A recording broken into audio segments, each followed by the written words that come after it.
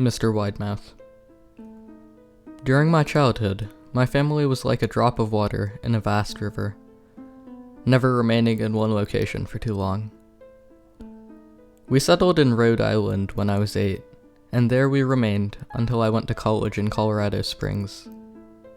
Most of my memories are rooted in Rhode Island, but there are fragments in the attic of my brain which belong to various homes we had lived in when I was much younger. Most of these memories are unclear and pointless, chasing after another boy in the backyard of a house in North Carolina, trying to build a raft to float on a creek behind the apartment we rented in Pennsylvania, and so on. But there is one set of memories which remains clear as glass, as though they were made just yesterday. I often wonder whether these memories are simply lucid dreams produced by the long sickness I experienced that spring, but in my heart, I know they are real. We were living in a house just outside the bustling metropolis of New Vineyard, Maine, population 643. It was a large structure, especially for a family of 3. There were a number of rooms that I didn't see in the 5 months we resided there. In some ways, it was a waste of space, but it was the only house on the market at the time, at least within an hour's commute to my father's workplace. The day after my 5th birthday, attended by my parents alone, I came down with a fever. The doctor said I had mononucleosis, which meant no rough play and more fever for at least another 3 weeks. It was horrible timing to be bedridden. We were in the process of packing our things to move to Pennsylvania, and most of my things were already packed away in boxes, leaving my room barren. My mother brought me ginger ale and books several times a day, and these served the function of being my primary form of entertainment for the next few weeks. Boredom always loomed just around the corner, waiting to rear its ugly head and compound my misery. I don't exactly recall how I met Mr. Widemouth. I think it was about a week after I was diagnosed with mono. My first memory of the small creature was asking him if he had a name. He told me to call him Mr. Widemouth because his mouth was large. In fact, everything about him was large in comparison to his body. His head, his eyes, his crooked fingers. But his mouth was by far the largest. "You kind of look like a Furby," I said as he flipped through one of my books. Mr. Widemouth stopped and gave me a puzzled look. "Furby? What's a Furby?" he asked. I shrugged. "You know, the toy? The little robot with the big ears, you can pet them, feed them, almost like a real pet." "Oh," Mr. Widemouth resumed his activity. "You don't need one of those. They aren't the same as having a real friend." I remember Mr. Widemouth disappearing every time my mother stopped by to check in on me. "I lay under your bed," he explained. "I don't want your parents to see me because I'm afraid they won't let us play anymore." We didn't do much during those first few days. Mr. Widemouth just looked at my books, fascinated by the stories and pictures they contained.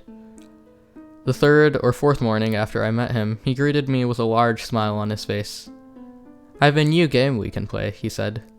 "We have to wait until after your mother comes to check on you, because she can't see us play it.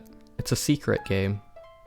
After my mother delivered more books and soda at the usual time, Mr. Widemouth slipped out from under my bed and tugged on my hand. "We have to go to the room at the end of this hallway," he said. I objected at first, as my parents had forbidden me to leave my bed without their permission. But Mr. Widemouth persisted until I gave in. The room in question had no furniture or wallpaper. Its only distinguishing feature was a window opposite the doorway. Mr. Widemouth darted across the room and gave the window a firm push, flinging it open. He then beckoned me to look out onto the ground below. We were on the 2nd story of the house, but it was on a hill, and from this angle, the drop was further than 2 stories due to the incline. "I like to play pretend up here," Mr. Widemouth explained. "I pretend that there is a big, soft trampoline below this window, and I jump. If you pretend hard enough, you bounce back up like a feather. I want you to try." I was a 5-year-old with a fever, so only a hint of skepticism darted through my thoughts as I looked down and considered the possibility. "It's a long drop," I said. "But that's all part of the fun. It wouldn't be fun if it was only a short drop. If it were that way, you may as well bounce on a real trampoline." I toyed with the idea, picturing myself falling through the thin air only to bounce back to the window on something unseen by human eyes. But the realist in me prevailed. "Maybe some other time," I said. "I don't know if I have enough imagination. I could get hurt." Mr. Widemouth's face contorted into a snarl, but only for a moment. Anger gave way to disappointment. "If you say so," he said. He spent the rest of the day under my bed, quiet as a mouse. The following morning, Mr. Widemouth arrived holding a small box. "I want to teach you how to juggle," he said. "Here are some things you can use to practice before I start giving you lessons." I looked in the box. It was full of knives. "My parents will kill me," I shouted, horrified that Mr. Widemouth had brought knives into my room, objects that my parents would never allow me to touch. "I'll be spanked and grounded for a year." Mr. Widemouth frowned. "It's fun to juggle with these. I want you to try." I pushed the box away. "I can't. I'll get in trouble. Knives aren't safe to just throw in the air." Mr. Widemouth's frown deepened into a scowl. He took the box of knives and slid under my bed, remaining there for the rest of the day. I began to wonder how often he was under me. I started having trouble sleeping after that. Mr. Widemouth often woke me up at night, saying he'd put a real trampoline under the window, a big one that I couldn't see in the dark. I always declined and tried to go back to sleep, but Mr. Widemouth persisted. Sometimes he stayed by my side until early in the morning, encouraging me to jump. He wasn't so fun to play with anymore. My mother came to me one morning and told me that I had her permission to walk around outside. She thought the fresh air would do good for me, especially after being confined to my room for so long. Ecstatic, I put on my sneakers and trotted out to the back porch, yearning for the feeling of sun on my face. Mr. Widemouth was waiting for me. "I have something I want you to see," he said. I must have given him a weird look, because then he said, "It's safe, I promise." I followed him to the beginning of a deer trail which ran through the woods behind the house. "This is an important path," he explained. "I've had a lot of friends about your age. When they were ready, I took them down this path." I followed him to the beginning of a deer trail which ran through the woods behind the house. "This is an important path," he explained. "I've had a lot of friends about your age. When they were ready, I took them down this path to a special place. You aren't ready yet, but one day I hope to take you there." I returned to the house wondering what kind of a place lay beyond that trail. 2 weeks after I met Mr. Widemouth, the last of our things had been packed into a moving truck. I would be in the cab of that truck, sitting next to my father for the long drive to Pennsylvania.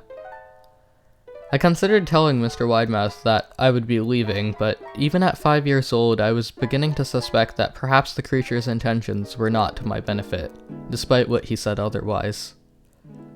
For this reason, I decided to keep my departure a secret. My father and I were in the truck at 4 a.m.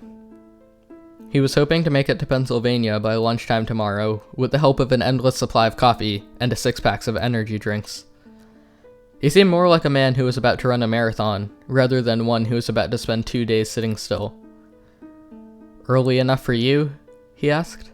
I nodded and placed my head against the window, hoping for some sleep before the sun came up. I felt my father's hand on my shoulder. "This is the last move, son. I promise.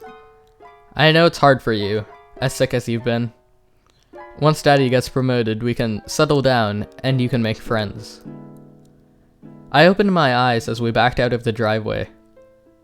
I saw Mr. Widemouth's silhouette in my bedroom window. He stood motionless until the truck was about to turn onto the main road. He gave a pitiful little wave goodbye, steak knife in hand. I didn't wave back. Years later, I returned to New Vineyard. The piece of land our house stood on was completely empty except for the foundation, as the house had burned down a few years after my family left. Out of curiosity, I followed the deer trail that Mr. Widemouth had shown me. Part of me expected him to jump out from behind a tree and scare the living bejesus out of me, but I felt that Mr. Widemouth was gone, somehow tied to the house that no longer existed. The trail ended at the New Vineyard Memorial Cemetery. I noticed that many of the tombstones belonged to children.